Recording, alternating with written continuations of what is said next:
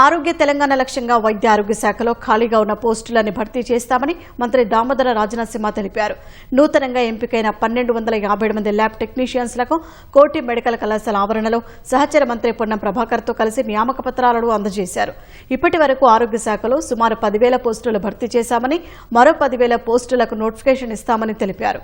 రాష్ట్రంలోని అన్ని ఆసుపత్రులను పర్యవేక్షించేందుకు కమాండ్ కంట్రోల్ సెంటర్ ఏర్పాటు చేయనున్నట్లు చెప్పారు.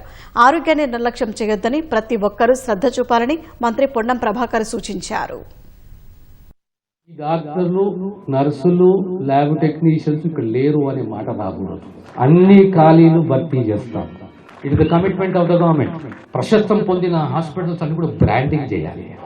మన కస్టమర్ వచ్చినప్పుడు అబ్బా ఇంత అందంగా ఉందా, ఇంత కంఫర్టబుల్ ఉందా అనే భావన, నమ్మకం కలగాలి.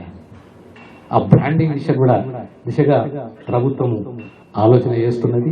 ఒక కమాండ్ కంట్రోల్ సెంటర్ ఏర్పడి to monitor all the hospitals. ఈరోజు మన వైద్య విధాన పరిషత్ ఉన్నది, వచ్చి రకాల వాంఛ వల్లది. ఈరోజు ముఖ్యమంత్రి గారు నిర్ణయం తీసుకున్నారు, రేపు క్యాబినెట్ ప్రపోజల్ రాబోతున్నది. So in future Telangana Vaidya Vidhana Parishad commissionerate it will be called secondary health commission. చాలా మంది మధ్య మిత్రులు చూస్తా ఉన్నాం, అనారోగ్యంతో చాలా మంది నిర్లక్ష్యం చేయడం వల్ల ఆరోగ్యాన్ని పరిరక్షించుకోకపోవడం వల్ల ఇబ్బంది కలుగుతా ఉంది.